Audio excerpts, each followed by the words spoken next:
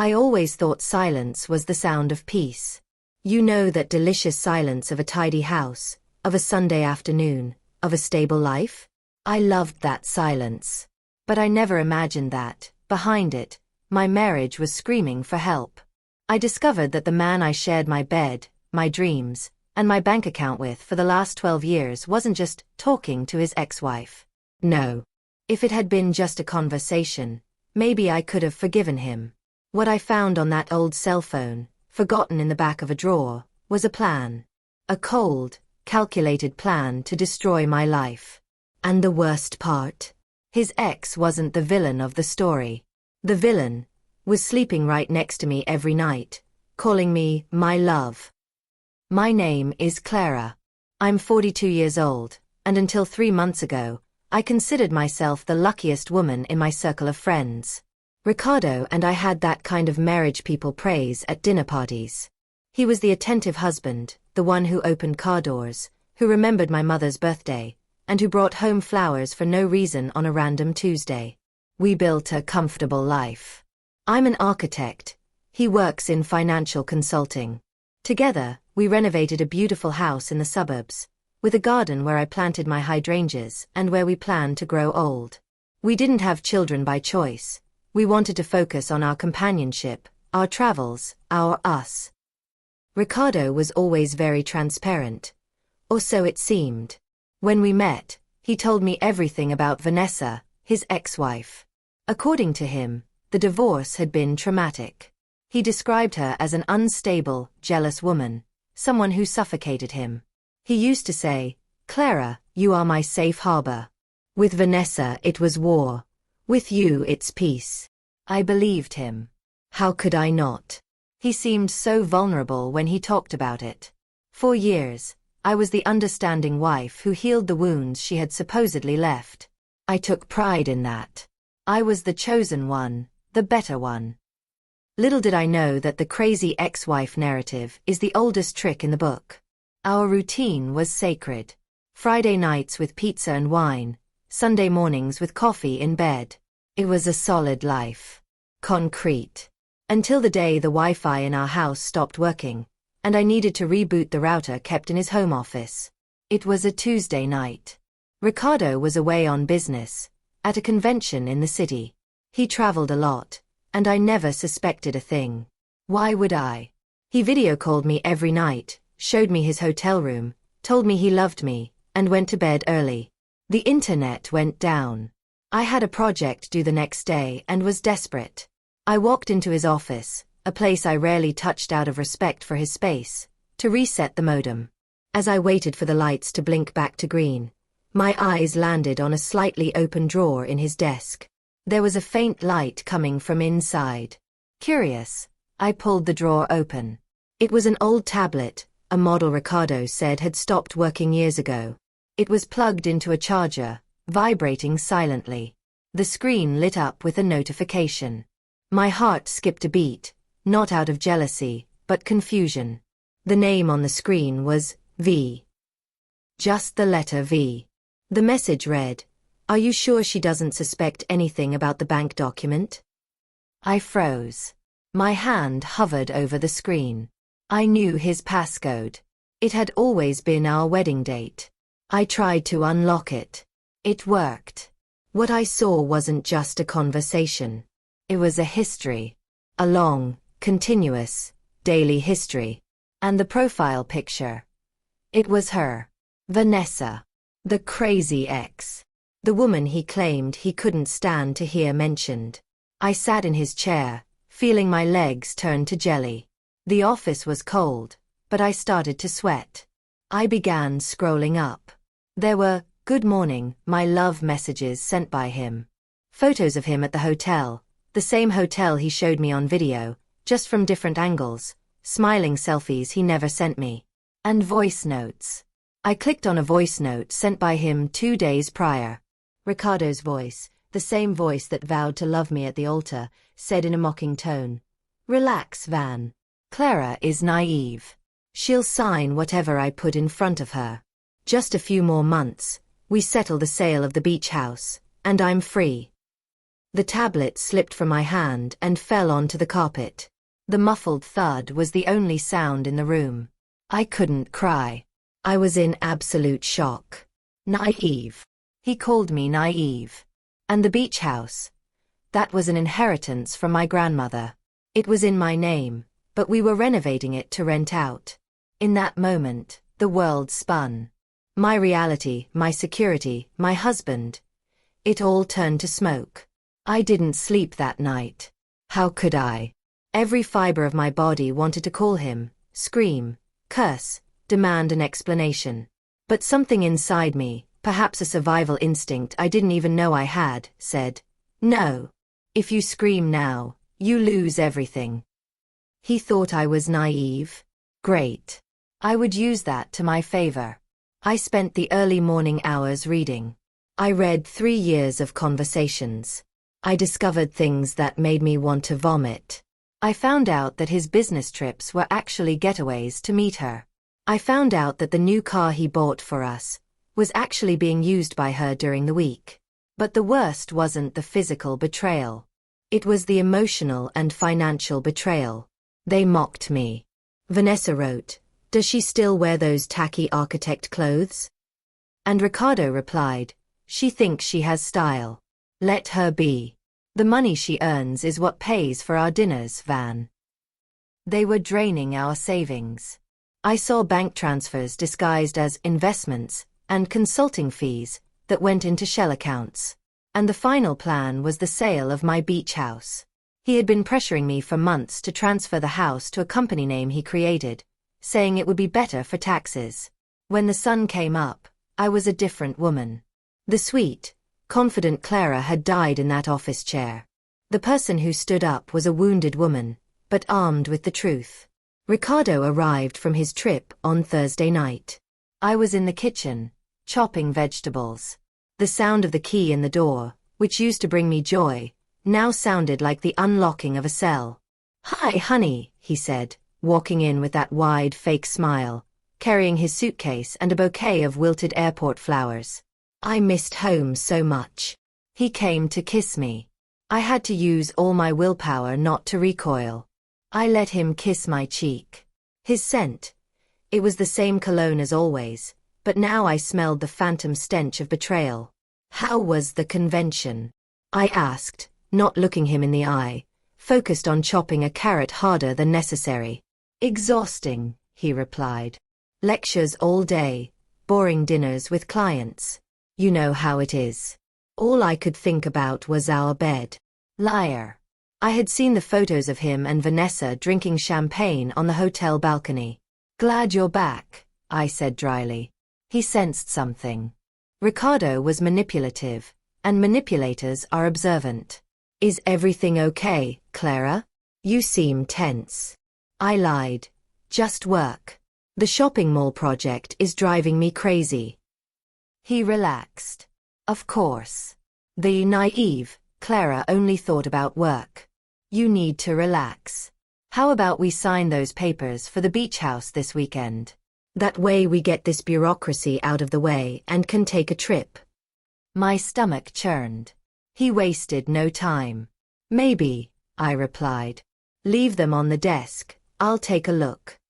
That night, lying next to him, listening to his heavy breathing, I made a decision. I wasn't just going to get a divorce. I was going to destroy him. Just as he planned to destroy my future, I was going to implode his present. In the following days, I became a Hollywood actress. I smiled, made coffee, asked about his day.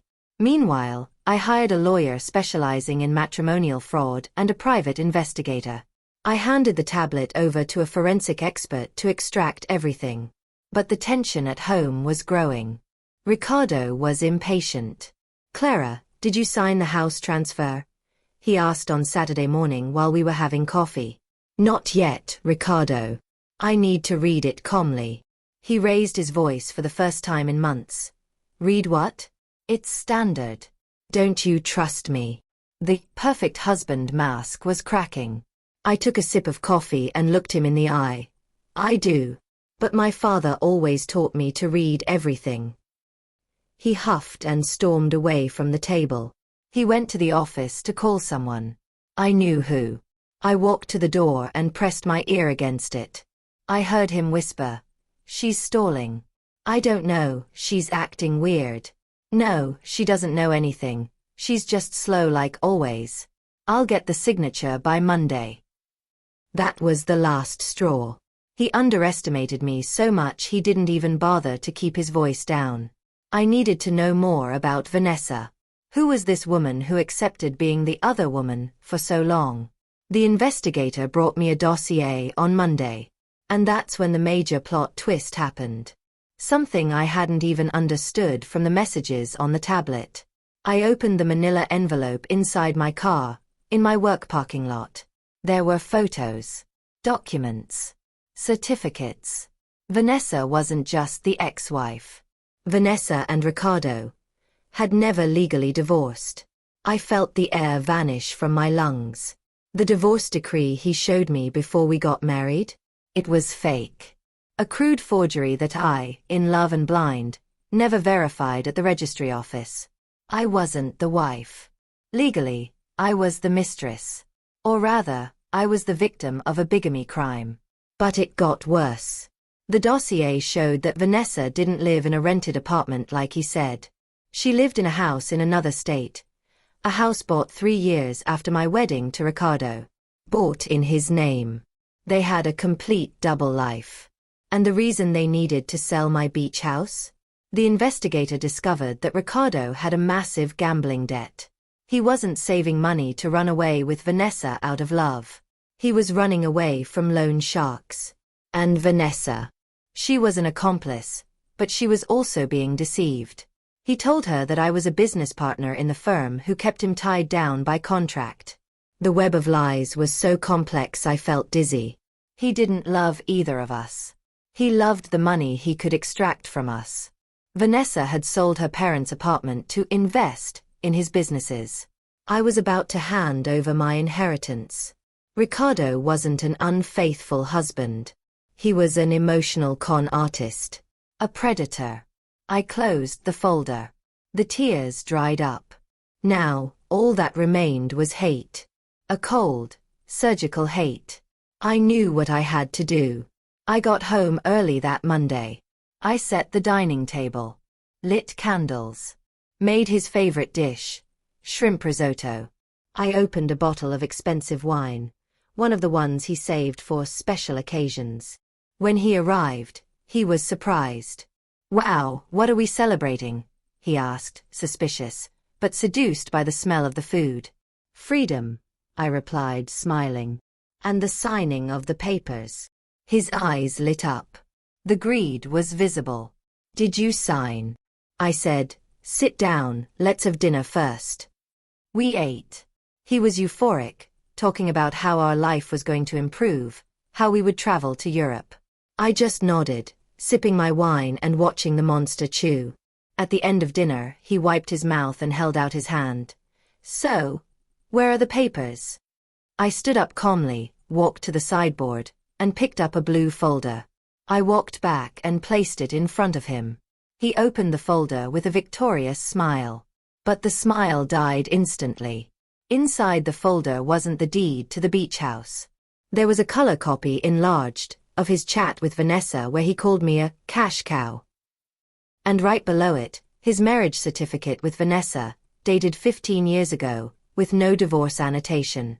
And finally, a police report for bigamy and fraud that I had filed that afternoon. The silence in the dining room was deafening. I could hear the ticking of the clock on the wall. He looked up. His face was pale, almost gray. His hands trembled holding the paper. "What is this, Clara?" His voice cracked. He tried to laugh, a nervous, pathetic laugh. "Is this a joke? A Photoshop? Are you crazy?" "No, Ricardo." My voice came out steady, powerful. "Crazy was the woman who believed in you for 12 years. The naive one has woken up." He stood up, knocking over his chair. The mask fell completely. His face twisted in rage. "You invaded my privacy. You had no right. This proves nothing. Sit down, I screamed. The scream came from the bottom of my soul. He recoiled, scared. He had never seen me like that. I know everything. I know about Vanessa. I know we never really got married. I know about the gambling debts. And I know you were going to leave me with nothing. He tried to change tactics. He tried coming towards me, with that puppy dog face. Clara, my love, listen. They are threatening me. I did this for us. I needed money to protect us. Vanessa, she's blackmailing me. I interrupted him. Stop lying. I spoke to Vanessa this afternoon. That was the final blow. He froze. You, what? I continued. I called her. I sent her the proof that you used her money to pay for dinners for me, and my money to pay the debts you said were hers. She is also going to the police, Ricardo. It's over. He looked around, like a cornered animal. You can't do this. I am your husband. And I replied, you were never my husband. You are a stranger who slept in my bed. At that moment, the doorbell rang. It was 2 court officers and the police, whom I had called to ensure my safety and to serve the restraining order and immediate eviction notice. You have 10 minutes to pack your clothes and get out of my house, I said, crossing my arms. The rest, you can sort out with the police chief. He left in handcuffs, screaming that I would regret it, that I was nothing without him. I watched him get into the patrol car through the living room window, the same window where we planned our future. When the blue lights of the siren disappeared around the corner, I locked the door. And for the first time in weeks, the silence of the house wasn't heavy. It was the silence of cleansing. The following months were a bureaucratic hell, I won't lie. Discovering that your marriage was a fraud voids a lot of things, but emotional pain isn't voided by a judge's signature. I had to go to therapy. I had to reorganize all my finances, which he had messed up. Ricardo was sued by me and by Vanessa. Yes, we joined forces in the lawsuit. It was strange sitting next to the crazy ex, and discovering she was a calm university professor who had also been manipulated by a sociopath. We didn't become friends, there was too much painful history between us, but we respected each other as survivors of the same catastrophe. He lost his license to practice in finance. He is awaiting trial, but he is bankrupt, crashing on couches, and his credit is ruined. I didn't sell the beach house. On the contrary, I finished the renovation alone. That is where I am recording this audio for you now. I'm sitting on the balcony, looking at the sea. Did I lose 12 years of my life to a man who didn't exist? Sometimes I think so. But then I look at the woman I am today. I was the naive Clara. Today, I am the Clara who dismantled a criminal scheme, who protected her assets, and who learned to stand on her own. If I can leave a message for you listening to me, it's this: trust your intuition. That feeling in the pit of your stomach, that discomfort when the story doesn't add up. Don't ignore it. We as women are taught not to be crazy, not to be jealous, to be understanding. But there is a fine line between being understanding and being complicit in your own suffering. Don't be afraid to look at what's inside the locked drawer. The truth might hurt, it might destroy the world you know, but it is the only thing that can truly set you free. You are stronger than you imagine. And believe me, the peace of living in truth is worth more than any pretend marriage. Stay safe. And never, ever let anyone call you naive.